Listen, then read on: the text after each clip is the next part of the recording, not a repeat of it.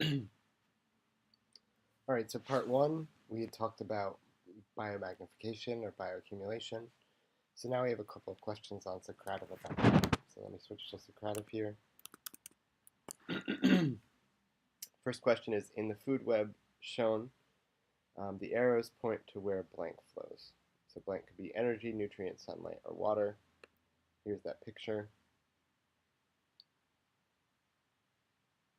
All right, pause for a sec, think of your answer. Okay, welcome back. Answer is energy.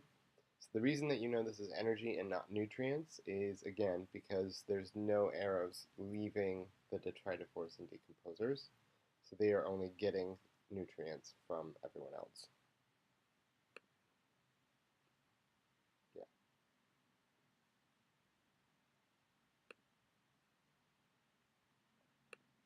Okay. Next question is, there's more biomass found in the tropical rainforest than in the tundra. This indicates that A, there are more consumers than producers in the rainforest. B, there are more consumers than producers in the tundra. C, the rainforest has a greater amount of primary production than the tundra. Or D, the tundra has a greater amount of primary production than the rainforest. Pause for a sec. Pick your answer. Okay, welcome back. The answer is C, the rainforest has a greater amount of primary production than the tundra. Okay. No ecosystems have more consumers than producers. That would never happen. Okay. So now moving on to the third bullet point, which is how do nutrients cycle within and among ecosystems? So here we'll make a distinction between macronutrients and micronutrients. So a macronutrient is any chemical building block of life that is required in large quantities for an organism. So these include water, carbon, hydrogen, oxygen, nitrogen, phosphorus, sulfur, and calcium. None of which should be a surprise. Maybe calcium is a little bit of a surprise, but then remember, right, in a lot of vertebrates, calcium is a big component of bones. A lot of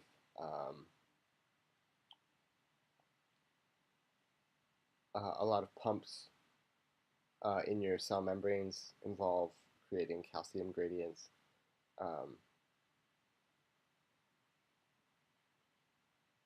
Fact check me on that. That might not be true.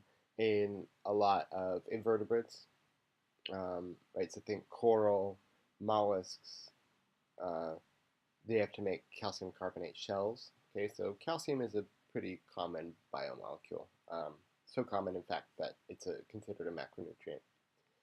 None of the others should be a surprise because they are either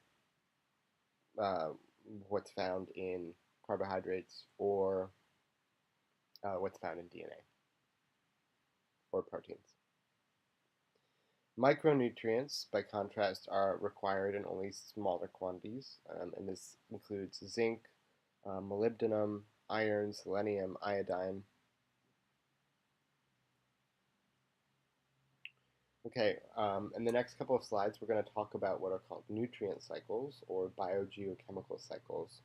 And that's basically talking about how macronutrients and micronutrients flow across the planet, right? So we're going to talk about both the organisms, the biotic communities that these mostly macronutrients end up in, and then we'll also talk about these abiotic parts of the ecosystem that they end up in. So major sources of these macronutrients in an ecosystem are called reservoirs. Before we do that, let's take a break and ask another question on Socrative. Okay, third question is, why are carbon, nitrogen, and water considered macronutrients? Okay, is it because they're needed in organisms in large quantities? Is it because they're needed in small quantities? Is it because they have large reservoirs in the atmosphere, or because they have small reservoirs in the atmosphere? The answer is, of course, A, that they're needed in large quantities. That's what we mean by a macronutrient. Okay, we haven't really talked about where large reservoirs of these macronutrients are, but they're different for different macronutrients.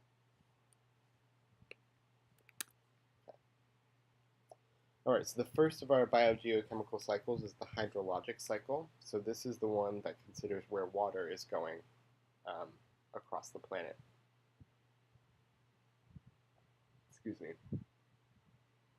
So obviously the major reservoir for water on the planet is in oceans, but there's also a considerable amount of water in the atmosphere, as well as freshwater lakes, rivers, and groundwater, right? So in aquifers uh, beneath the surface of the land. So 97% of the Earth's water is found in oceans. Another 2% is found in glaciers and snowcaps, and then 1% is found as liquid freshwater, right? So liquid freshwater is actually pretty rare. All right, let's take a look at the hydrologic cycle here. So let's start with the main reservoir, water in the ocean. Okay, so how does that end up elsewhere in the ecosystem? Well, it gets evaporated from the ocean, ends up as water vapor in the atmosphere. And then water vapor in the atmosphere can either rain back down into the ocean, or it can rain over land. If it rains over land, it ends up in snowpack or glaciers, or it can rain directly onto warmer land, in which case it flows into tributaries and eventually lakes and rivers. Those lakes and rivers end up ultimately into oceans, or occasionally they end up seeping through the soil into the groundwater. Okay. From the groundwater, they get extracted for agricultural purposes, where eventually they either end up back in the atmosphere or run off into the ocean.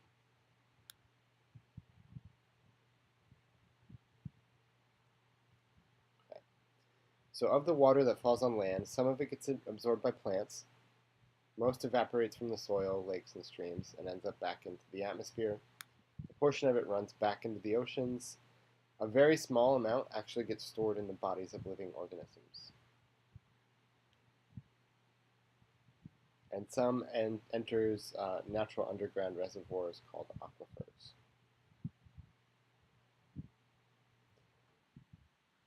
All right, let's see if the link to this YouTube video works.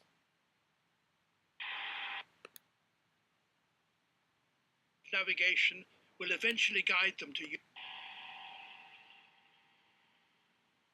This is the great Ubari Sand Sea in the heart of the Sahara. These swallows have travelled 1,500 miles since they left Nigeria. Their superb powers of navigation will eventually guide them to Europe, but now they and other thirsty migrants need to find a speck of blue amidst this ocean of sand.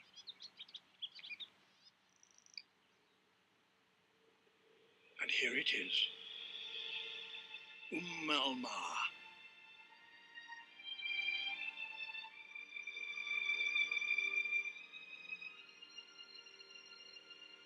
Here too, ancient groundwater wells up to the surface.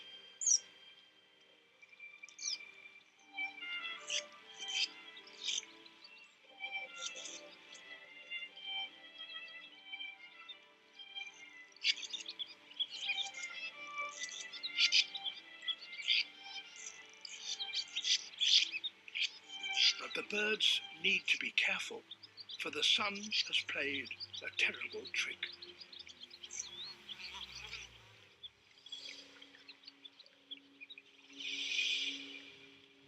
This oasis is poisonous.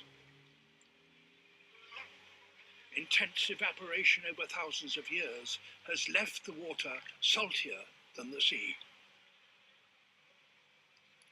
As if to underline the horror, the place is infested by vast swarms of flies. But this plague is a bird's salvation.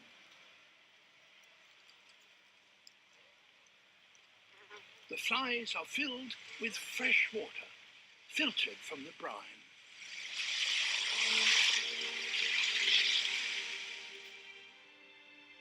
So, like a desert wanderer squeezing a drink from a cactus, the birds get all the water they need from the flies' bodies.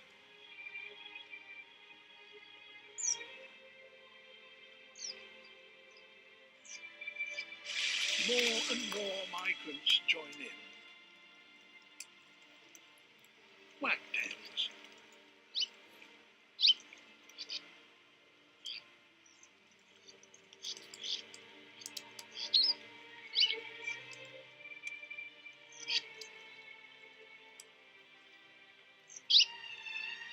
This is the birds' only stopover. It gives them enough fuel to escape from the Sahara and Africa.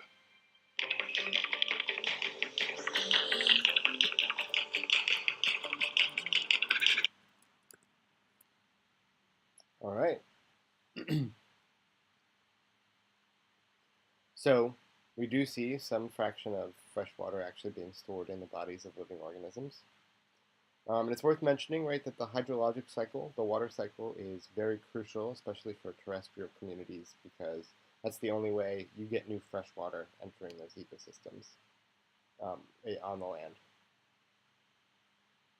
Right, so the hydrologic cycle doesn't really depend on terrestrial organisms, but terrestrial organisms very much depend on the hydrologic cycle. Okay, the next cycle we'll talk about is the carbon cycle. So this is the pathway that carbon takes, whether it's in glucose, in the form of glucose, or in the form of CO2, as it passes through ecosystems. Right, so the major reservoir for carbon is the atmosphere and the ocean.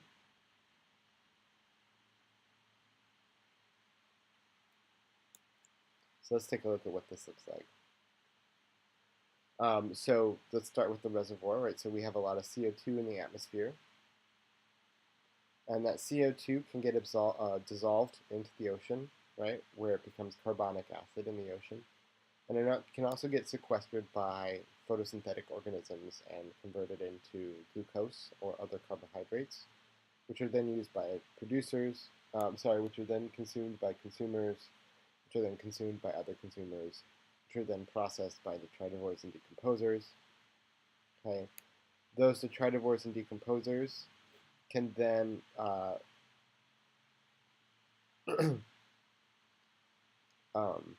release CO2 back into the atmosphere, as can the other consumers. Or that organic material, carbon, the organic carbon can just be stored underground, right? And that's ultimately where we get fossil fuels from. Okay. Speaking of fossil fuels, more CO2 can get released into the atmosphere by combusting or burning fossil fuels. And also, you see CO2 released by forest fires and things like that, right? So here is a global cycle of nutrients that humans have changed drastically, right? So we have released a lot of carbon dioxide by combusting fossil fuels. So there's much more atmospheric carbon than there has been in the past 800,000 years, or by some estimates, even in the past 20 million years, there's more CO2 in the atmosphere now.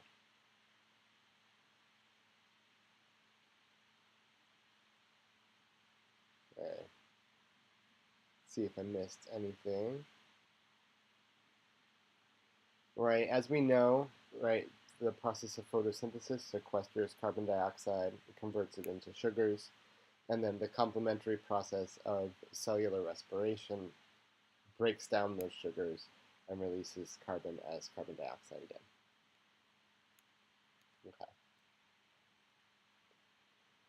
Okay. So another, excuse me, another reservoir for carbon is limestone rock, right? So limestone rock is formed from calcium carbonate deposition from shells of phytoplankton, right? So larval mussels and clams and things like that. Fossil fuels, right? So coal, oil, natural gas are also long-term reservoirs for carbon. And both of those remains of prehistoric organisms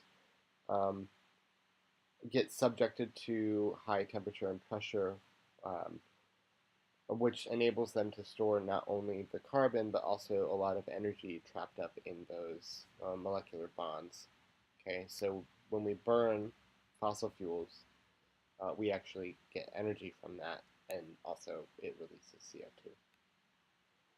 Okay, let's talk about the nitrogen cycle next. So nitrogen, as we know, is a crucial component of proteins.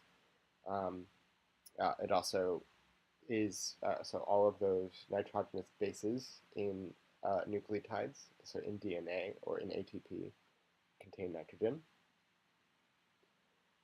So the nitrogen cycle is basically the process that describes where nitrogen is going uh, through ecosystems. So the biggest reservoir is as gaseous nitrogen in the atmosphere, right? So more of the air is actually nitrogen than oxygen. And there are some smaller reservoirs of nitrogen stored as ammonia and nitrates in soil and water. Okay, so let's talk about this cycle. So let's start from the biggest reservoir, which is the atmosphere. In order to end up in a usable form by organisms, the nitrogen has to be fixed, right? So it has to be converted from inert N2 into chemically accessible reactive ammonia, nitrates, nitrites. And there's two processes historically that have accomplished this. One is lightning. Okay, so a small amount of nitrogen is fixed by lightning. And then the other one is there are a lot of bacteria that can fix nitrogen, right? So we did that lab where we saw the rhizobia in the clover root nodules. So those are bacteria that are converting atmospheric nitrogen into nitrates, nitrites, and ammonia so that plants can use them. Okay, so once that ammonia, ammonium, and nitrates and nitrites are fixed, um, they end up in producers. From the producers, they go into consumers. From the consumers, they go to detritivores. The detritivores can decompose some of that nitrogen back into ammonia and nitrates. They can also denitrify some of that nitrogen, make it, rendering it back into inert atmospheric N2. Okay, and you see a very similar process in aquatic ecosystems, right, where they're fixing nitrogen into ammonia and nitrates. And then you have some bacteria that are denitrifying and others that are just decomposing back to ammonia and nitrites.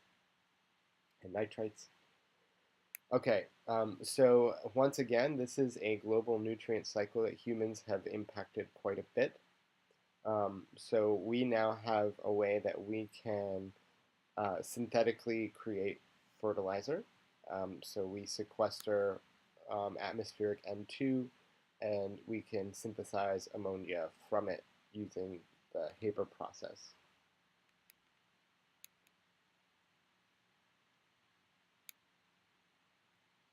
Okay. Yeah, so this slide talks about that. So people have significantly manipulated the nitrogen cycle, both deliberately and unintentionally. So nitrogen-based fertilizers are produced by heating atmospheric nitrogen and oxygen, and that generates nitrogen oxides that we can then react to form nitrites. So human activity, we fix more nitrogen now than the bacteria do and then lightning does. And this is a picture of Fritz Haber, right? Remember, he's the guy who invented the first synthetic fertilizer and also is the father of chemical warfare and a terrible World War I war criminal. Told you he looked like a villain. All right, the phosphorus cycle. So phosphorus, again, is an essential macronutrient. It's found in DNA, and it's also found in the phospholipid membranes of every cell. Right, so phosphorus is absolutely essential for life. It's also found in teeth and bones. And the phosphorus cycle, the biggest reservoir of phosphorus is actually in rocks. Okay. So let's start at the reservoir here. We have phosphorus and rock. So as there's earthquakes or as mountains are formed by tectonic activity that's exposing more rock, that rock gets weathered, right? So rainfall essentially weathers that phosphorus, and that phosphorus drifts downstream, right, into waterways.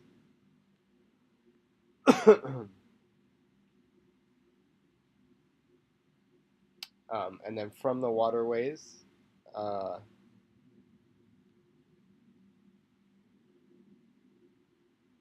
it's worth mentioning, right, that there's no gaseous phosphorus. So all phosphorus is bound to oxygen, and it forms phosphate ions. So there's no atmospheric phosphorus. So once you have that phosphorus in the flowing water, that dissolved phosphate is absorbed by producers, by photosynthetic organisms, which incorporate it into their biomolecules. From there, it makes it into the consumers um, and the detritivores and decomposers, which can then decompose the phosphate and deposit it back into the soil, where it can then enter back into the water system or get taken up directly by producers again.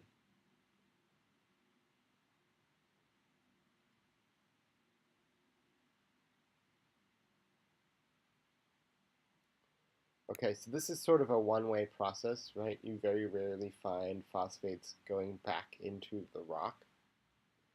The only way that happens is if you have phosphate deposited as sediment, right? So it just drifts down and is deposited into the bottom layer of the water.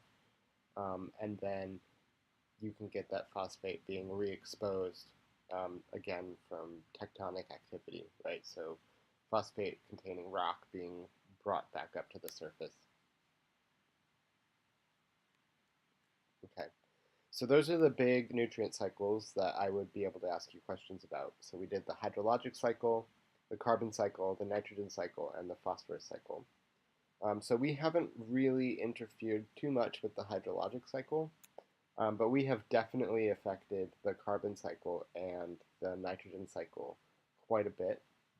We've also affected the phosphorus cycle just by mining rock, right? So we've actively mined for phosphates and exposed more of that into the ecosystem via making synthetic fertilizers that have phosphorus. Okay, so clearly human activity has affected these nutrient cycles. So the question then becomes, what happens when we do that? So historically, people have had very little impact on nutrient cycles, but as we've gotten better with technology and as there have been more of us on the planet, we've begun to actually alter these nutrient cycles. So we use fossil fuels and chemical fertilizers, and that disrupts the global cycles of carbon, nitrogen, phosphorus, and sulfur, which we haven't talked about at all. Okay. So,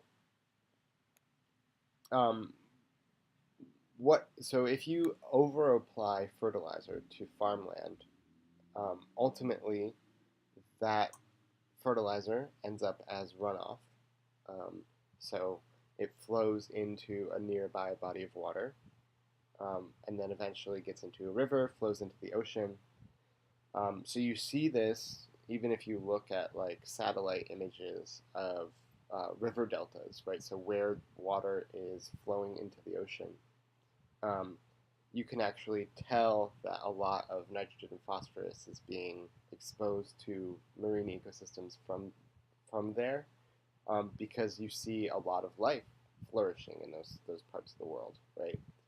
So you often see algal blooms in these river deltas, right? So algae are basically able to utilize the new nitrogen and phosphorus um, incorporated into their DNA.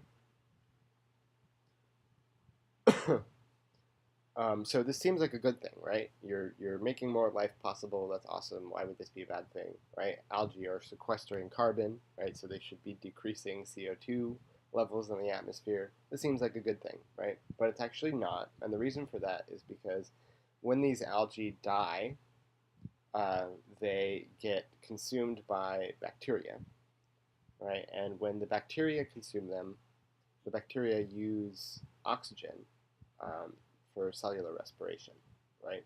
So they actually consume all of the oxygen in that water, which means that there's no dissolved oxygen that can be used by fish or other invertebrates or pretty much anything in the water that needs oxygen.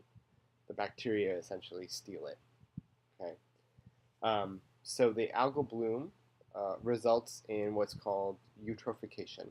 So eutrophication is the process by which a body of water goes from oxygen-rich, nutrient-poor to nutrient-rich and oxygen-poor. And it also often results in this massive die-off of other animals in the water.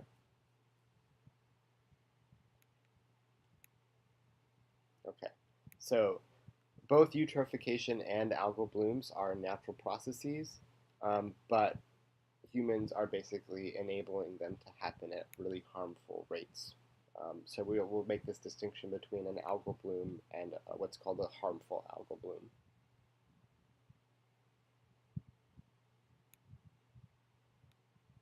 Okay, and these areas of hypoxia, of really low oxygen, are called dead zones.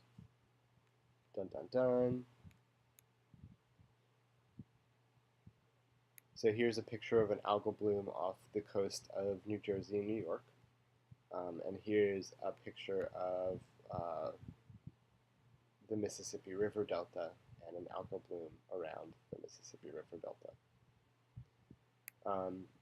So there's every year, every summer, there's a huge dead zone in the Gulf of Mexico because of all of the runoff from the Mississippi River.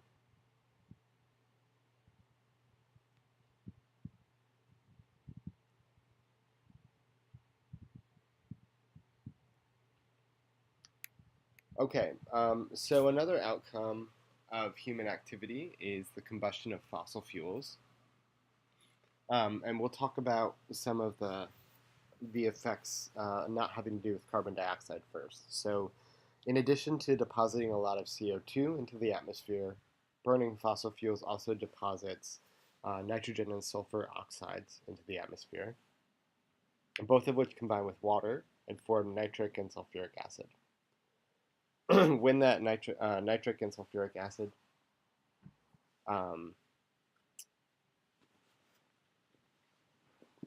combine with water, they precipitate onto the earth, right, onto the land in the form of rain or snow, right? So you might know this as acid rain.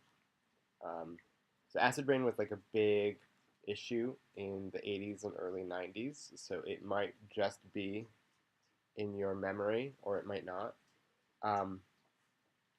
But what happens with acid rain is it damages a lot of the organic material upon which it rains, right? So it can actually render lakes totally lifeless. It can damage forests, and it can even eat away at buildings, right? So here's a picture of some acid damage from acid rain on an old building. Sorry, that's my dog drinking copious amounts of water.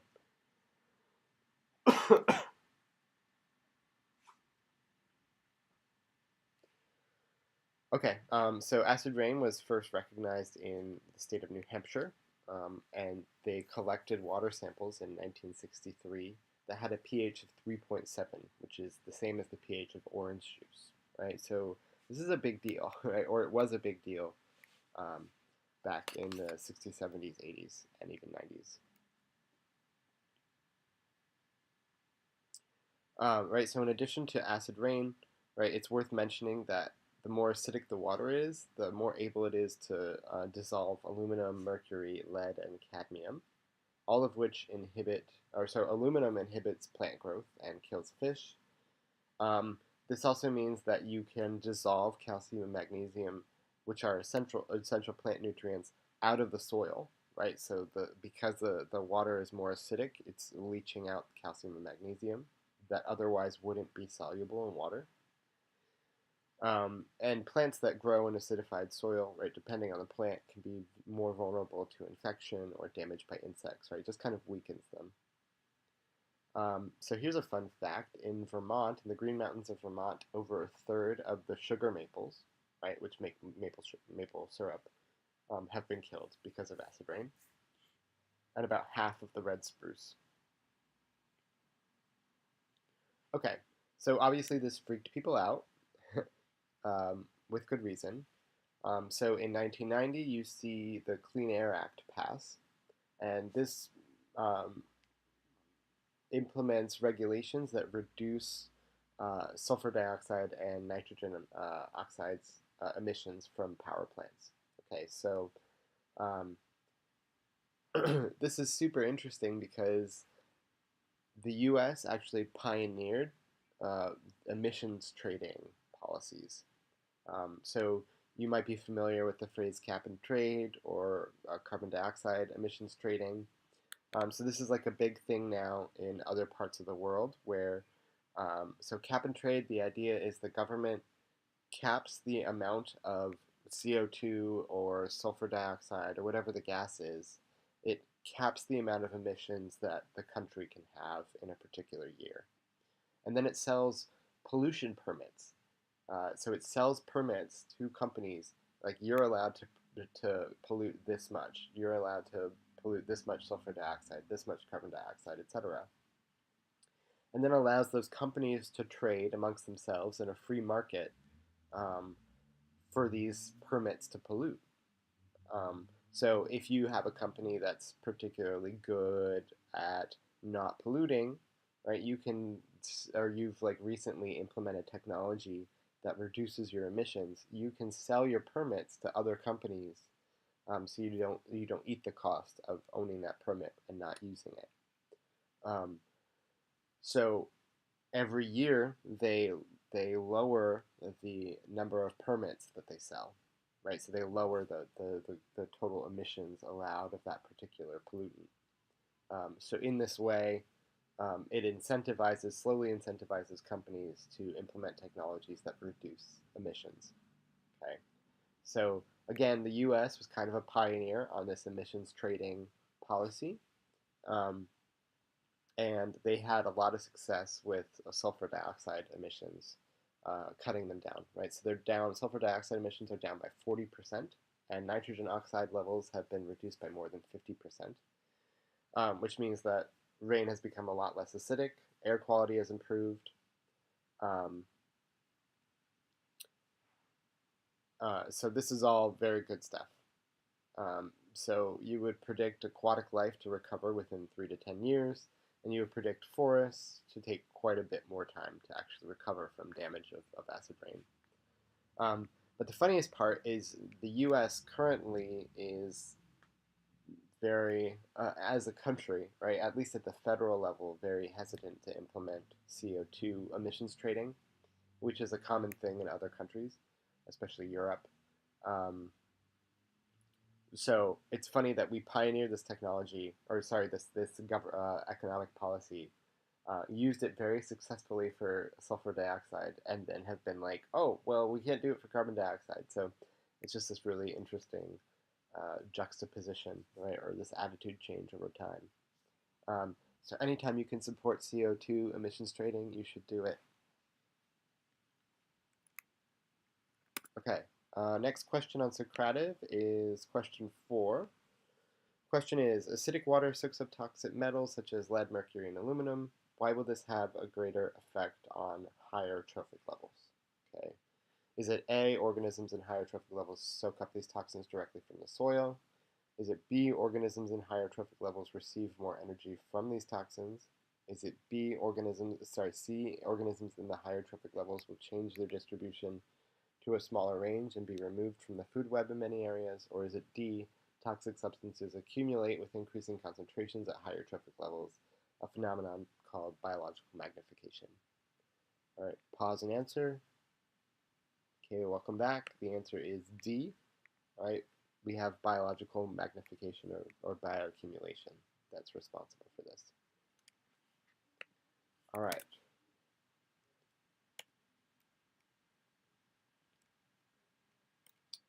Okay, so finally, we'll also talk about another activity that results from, or another effect that results from um, burning fossil fuels, this human activity, which is the release of more atmospheric CO2. So CO2 is a greenhouse gas, and what we mean by greenhouse gas is a gas that traps infrared radiation, aka heat, in the atmosphere, right? So producing what's called a greenhouse effect, which is exactly analogous to a real greenhouse. So it basically keeps heat in the atmosphere and prevents it from escaping the atmosphere. Okay. So the greenhouse effect is essential for life how we know it on the planet, right? If there were no atmosphere that had greenhouse gases, the surface temperature of the planet. Sorry. Hey, relax. Come here. Come here. Come here. This is my evil dog. You're so cute. Stop being cranky. Okay, sorry about that. All right, so we have, where was I? Oh, greenhouse gases being totally essential, right? Life on the surface would be impossible if there weren't greenhouse gases. Okay, so for the Earth's temperature to remain stable, the total amount of energy leaving or entering the planet has to be equal to the total amount of energy exiting the atmosphere.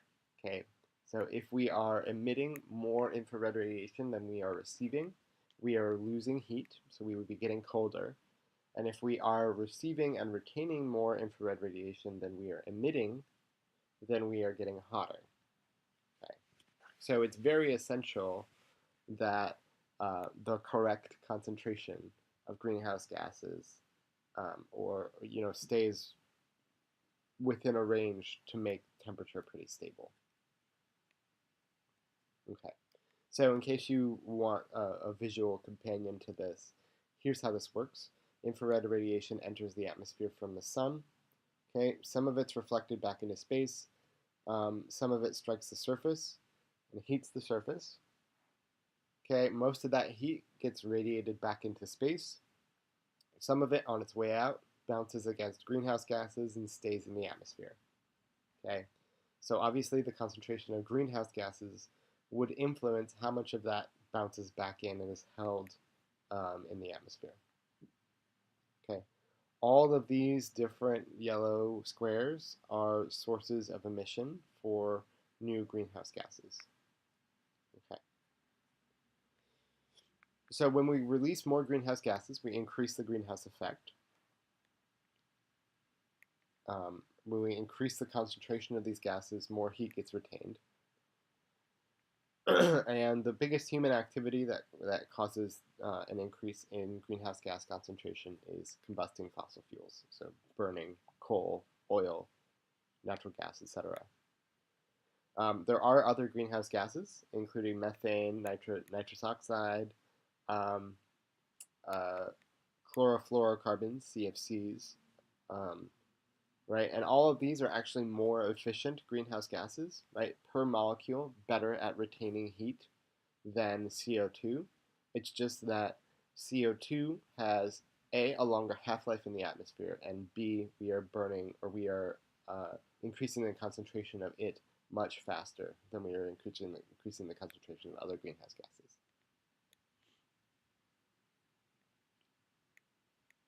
So these other greenhouse gases were increasing the concentration in parts per billion, while CO2 is increasing in concentration in parts per million, right? So an entire 3 orders of magnitude uh, uh, more, bigger increase in concentration. Okay. So the fact of the matter is, burning fossil fuels ultimately results in climate change. There, I said it. Sorry, not sorry. Okay. Human activities release about 35 to 40 billion tons of CO2 in the atmosphere each year. Okay, and the burning of fossil fuels accounts for about 80 to 85% of this additional CO2 emission. So what accounts for the other 15%? Well, the answer is deforestation, right? So we're kind of burning the candle at both ends, excuse the pun, right? So we're emitting more CO2, but we're also reducing our planet's capacity to reabsorb that CO2, right? To fix more of that CO2 by removing plants, by removing those very organisms that can pull CO2 back out of the atmosphere. Okay, so we destroy tens of millions of forested acres annually, and that accounts for the other 15% of fossil fuel, of CO2 concentration increase, right? In the act of deforesting, we often combust that wood, right, which also releases more CO2 in the atmosphere. Okay, the lion's share of that deforestation occurs now in the tropics rather than in the temperate zones. Okay, so these are tropical nations that are doing most of the deforestation. Why are they cutting down their forests? Well, there's two big reasons. One is to increase farmland, right, for agriculture, and the other is for pasture land, for cattle grazing. Which, by the way, tropical soil is often the worst soil to practice ranching on.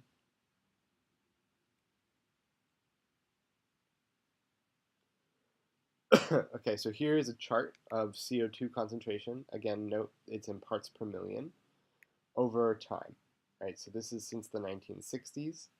We actually have data of CO2 concentration for the past 800,000 years. Okay, so we have CO2 concentration data going way, way back. And we get this from ice cores, right? So if you drill into these like untouched cores of ice in glaciers in the Arctic, you can actually see how CO2 is changing in concentration from bubbles in the ice, right? So those are basically like snapshots of air from those different time periods. So that's how they know CO2 concentrations even from 800,000 years ago. Okay, so now into the late 2010s, CO2 concentration either has surpassed or gotten really close to 400 parts per million. Okay, so since 1850, it's increased by 40%.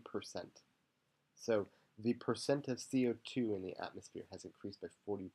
Let that blow your mind for a second, because that is an insane statistic. It's gone from 280 to 400 parts per million. So it increases at about 2 parts per million per year, which again should blow your mind.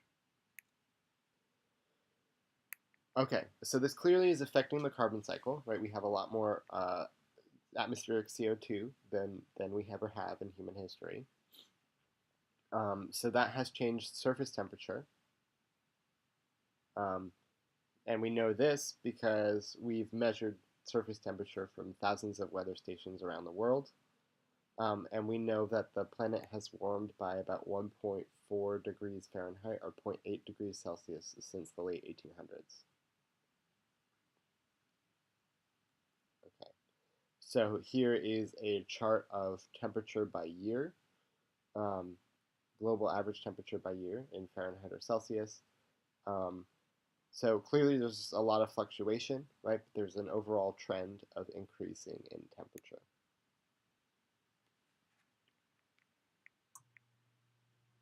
Okay, so this might not seem like a big change, right? 1.4 degrees Fahrenheit doesn't seem like a big deal. But remember, this is average global annual temperature. Okay, so this is not like going out today and having it be 1.4 degrees warmer, right, than it was last year this time. This is across the whole planet, the average, right? So this actually literally changes the distribution of organisms on the planet. So things that can grow, things can now grow in latitudes they can no longer grow. They couldn't grow historically, and things can no longer grow in places where they have historically been able to grow. So it literally changes the distribution of plants, of the animals that depend on those plants, of diseases, right? And since this being a global average, right, there are actually parts of the world that are changing in temperature much faster than other parts of the world. In particular, the poles seem to be changing in their average temperature at a much faster rate. Okay, so the overall impact of this change in CO2 concentration and that change in global temperature is called climate change. Okay, so climate change is not to be confused with global warming. Okay, they're both real, but global warming is a subset of climate change, right? So climate change includes global warming, right? But it's more than that. There are a lot of other effects on the climate, um, right? So the increased frequency of storms, right? The increased frequency of droughts and floods. Those are all considered things associated with the global climate change, um, although not necessarily with global warming. Okay. So another phenomenon that we've observed as the climate has changed is glacial recession, right? So glacier melt. So here is a snapshot of the Muir Glacier in 1940.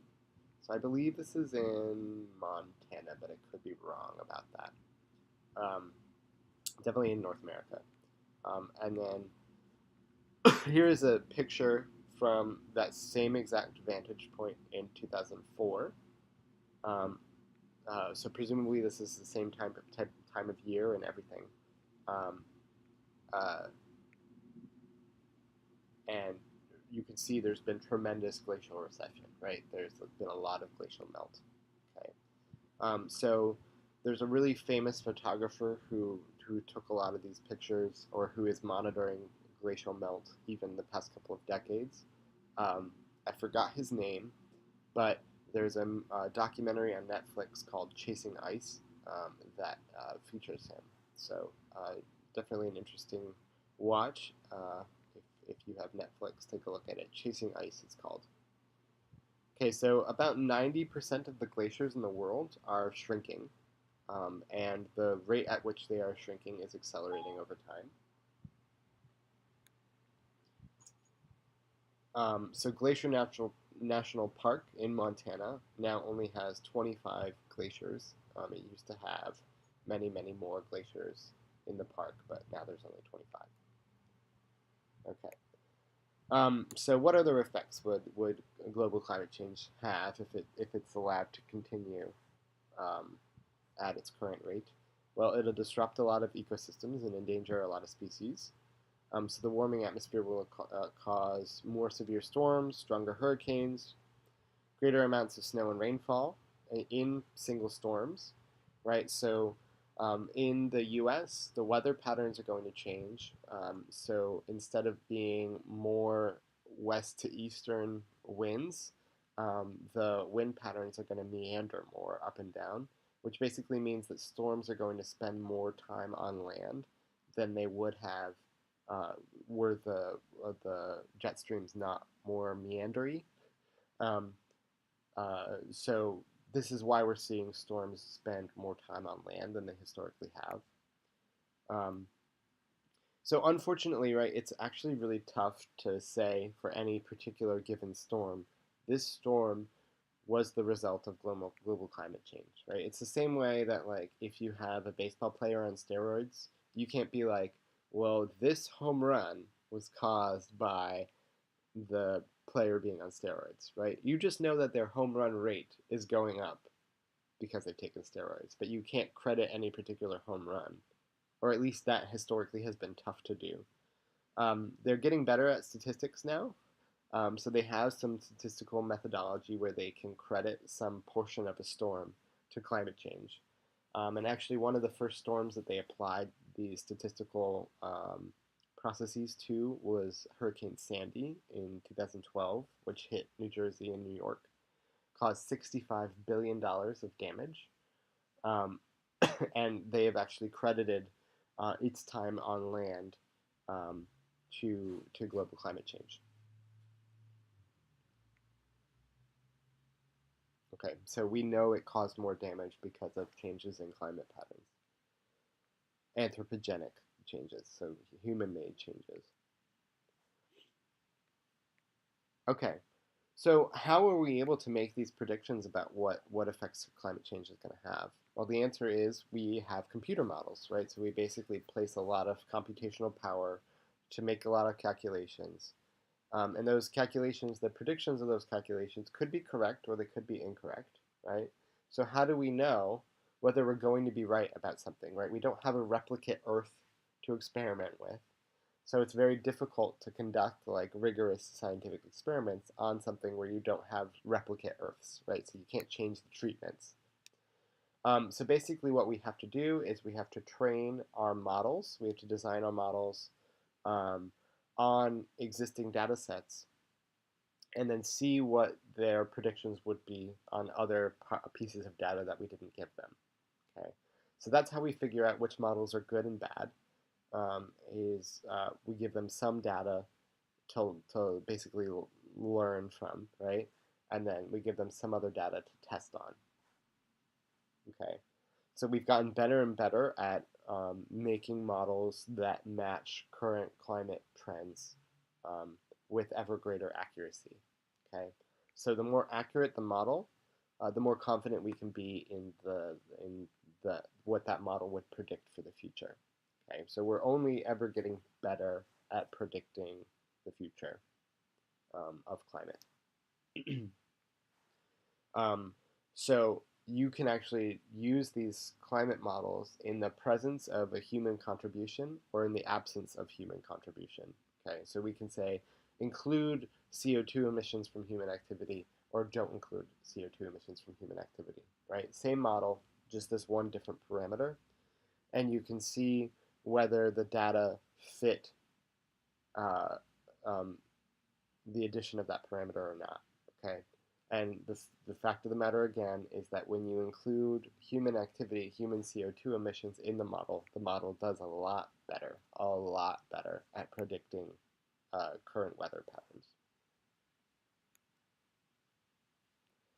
So the IPCC, which is the Intergovernmental Panel on Climate Change, predicted that even if we curtail a lot of CO2 emissions, so under the best case scenario, the prediction is still that the average global temperature is going to rise by at least 1.3 degrees Fahrenheit by 2100, right? And that's if we meet all of the Kyoto Protocol guidelines and all of that, okay? If we don't, um, if we don't make all of those changes, the change in global temperature could rise as much as 5.8 degrees. Okay, which is insane. That's a lot. So it's kind of like we are going to experience climate change. We are currently experiencing climate change, but we're going to experience even more over the next 100 years. Um, but the question is just how much, and that'll depend very much on what we in the current generation do. Okay. So, how is it going to affect ecosystems, and how is it going to affect particular species? Good question. Right, so a lot of species, we would predict that their ranges are going to change. Okay, so you're going to expect expansion of ranges into more temperate latitudes, right, towards the poles and up mountains. Okay, so it's going to get less hospitable um, uh, lower down in altitude and closer in latitude to the equator. Okay, so some plants and animals are going to have an easier time dispersing than others, right? So animals that fly, like birds, or plants that are pollinated by the wind, that are really good at dispersing far distances, are going to have a lot easier time than other species that are limited in their means of dispersion. um, some species, especially near the Arctic, are um, going to experience some decline. So, for example, polar bears are a really famous example. So, as summer sea ice is being lost, um, that basically means that polar bears and other marine mammals that use ice floats as nurseries for their young or use them as vantage points to um, survey for potential prey are going to have a tough time, right? They're going to starve. Um, and for walruses, you are going to expect that they're going to have they're going not to be able to use as much of the ice flows, so they're going to be crowded onto other areas of land. And when they're crowded, so here's a picture of a walrus pack in Point Lay, Alaska. So when they have these small beaches that they congregate on, they literally trample one another, right? So you lose some, I can't remember what the number is, but quite a huge percentage of walrus babies get trampled every year on these beaches, on these packed beaches. Okay. So some of the movement of these species is going to affect human health, right? So we have a lot of diseases, such as malaria, that are carried by mosquitoes and ticks. And right now, the ranges of those particular species of mosquitoes are limited to the tropics, right? So malaria is historically very much a tropical disease. Okay, so malarial regions used to include a lot of Central America, Mexico, even part of Florida used to be malarial. Um, uh, Parts of Southern Europe, actually Italy, used to be malarial. Um, and then, of course, parts of Southeast Asia and parts of Sub-Saharan Africa and South America. Um, so the prediction is as global climate change increases global temperature, the range of these malarial mosquitoes is going to expand.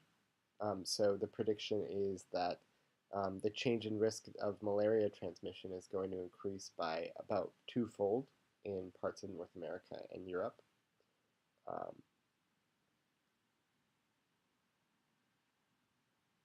And up to 1.7-fold in parts of Sub-Saharan Africa and South America. So we're probably going to see more malaria uh, in temperate regions, but we also might predict that as equatorial areas get less hospitable for mosquitoes, for these malarial mosquitoes, the rates of malaria are probably going to go down in the tropics. Right, so it's actually unclear whether on the whole malaria infection rates are going to go up or down, but they're clearly going to change in terms of the people that they affect.